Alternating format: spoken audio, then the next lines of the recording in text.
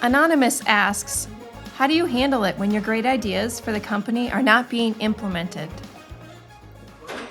That is a great question. It can get so frustrating when in your mind, you know you are right and you keep bringing it up and you keep telling people how the world should be, how the system should be. And it appears, according to your story, that no one's listening and you're surrounded by idiots and that it's very simple and you're right. And if only they would just get it, that you could really help the whole company. And you know what? I bet you have some great ideas, but your suffering isn't coming from the fact that you made a suggestion and they went another direction.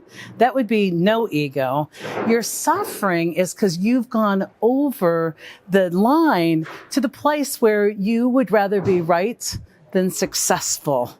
You've got to ask yourself right now whether you'd rather be right or happy, whether you'd rather be right or add value. And here's what I mean by that.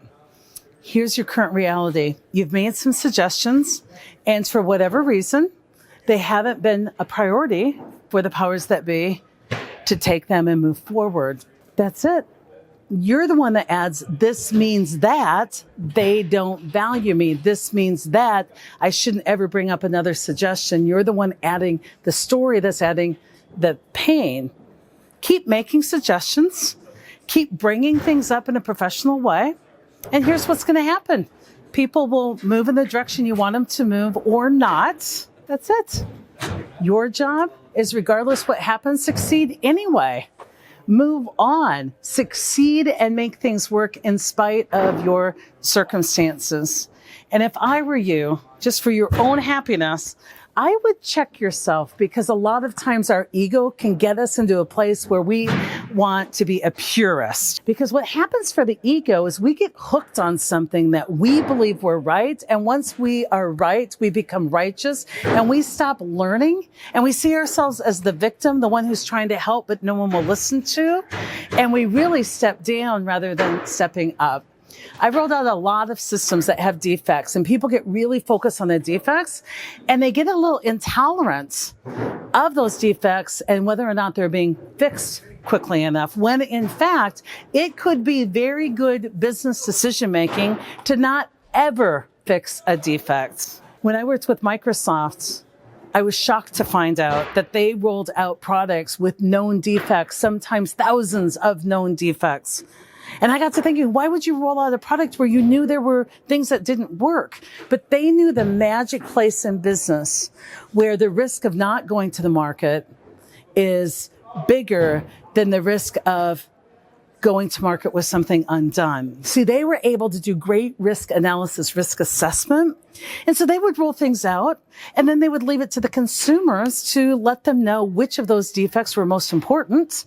And the consumer would most of the time not even send in an error report. Most consumers believe error reports are like some government conspiracy. The system would fail. They'd even have to reboot their computer and not report the defects. They took what was reported, they Pareto charted those to figure out what was really impacting their customers, and they would see what it took to fix those defects. And then they might fix them, but they didn't just automatically give them back to you in an upgrade.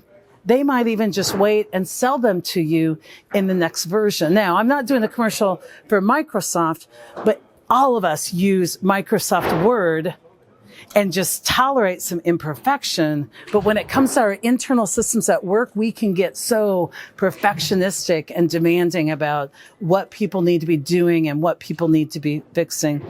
All I'm saying is be very careful what you think you know for sure, because people might be aware of it. Thanks to you, you've brought it up. And an appropriate decision may be that they just aren't going to fix it right now or ever, depending on the business need. And you know what?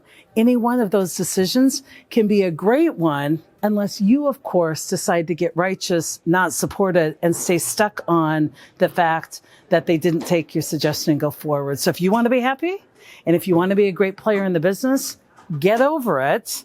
Continue to bring up good ideas. If they get acted on or not, either way, go on, add value, be happy, and be great. So remember, reality-based leadership isn't about Cy Wakeman. It's a philosophy, and I have an entire team that is out there teaching and preaching. So if you want to meet my team, go to the website under Meet the Speakers and check out the amazing talent we have that can help your organization.